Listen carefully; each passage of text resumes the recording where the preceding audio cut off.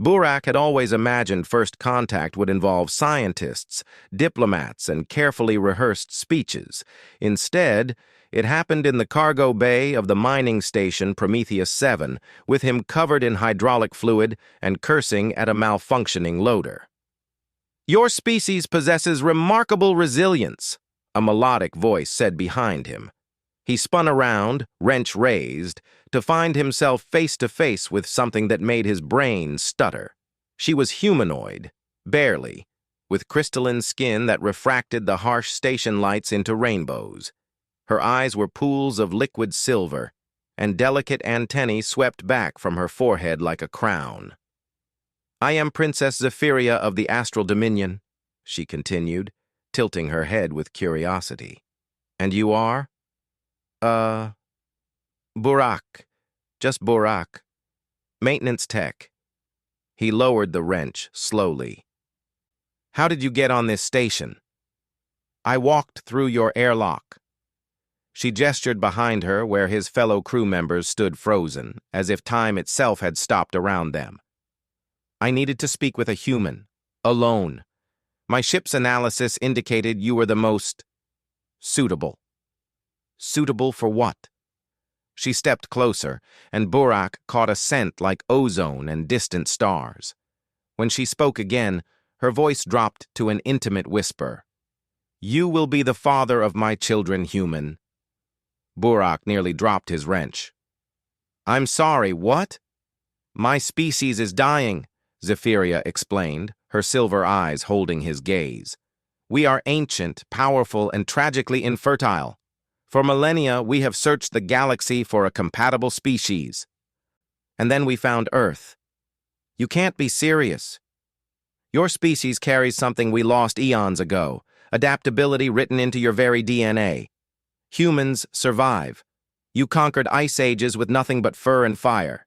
You split the atom and touched the stars within the span of a single lifetime. You are chaos incarnate, and chaos is the essence of life itself."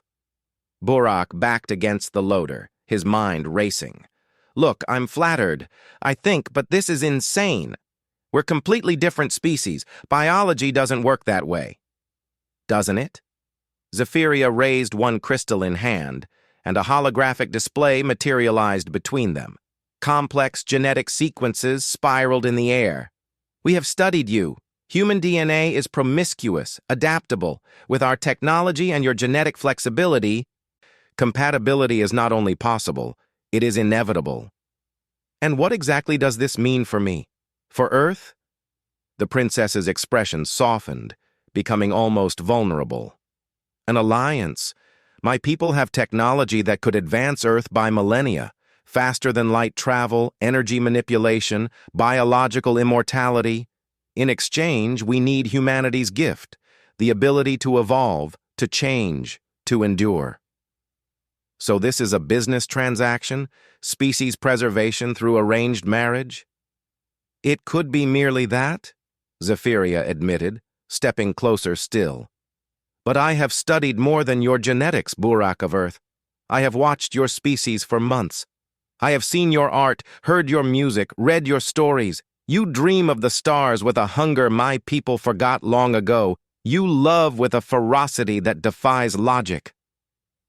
You sacrifice yourselves for strangers without hesitation." She reached out and placed her hand over his heart. Even through his suit, he felt the electric tingle of her touch.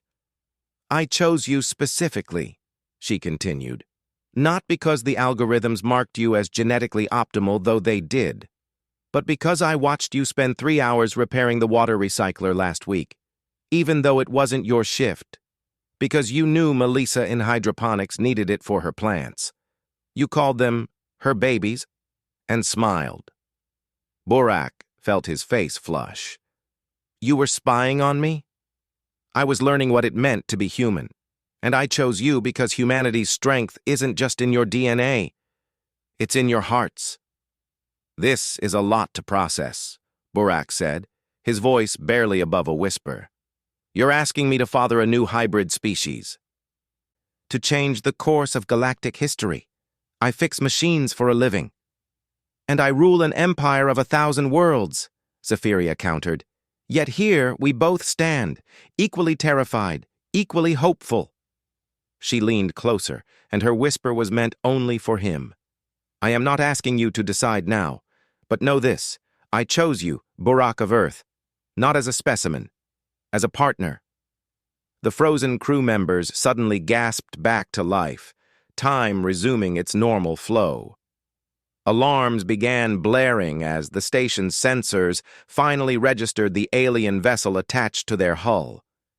I must go, Zephyria said, but I will return in one lunar cycle. Think on what I have offered, an alliance between our peoples, a future among the stars, and perhaps...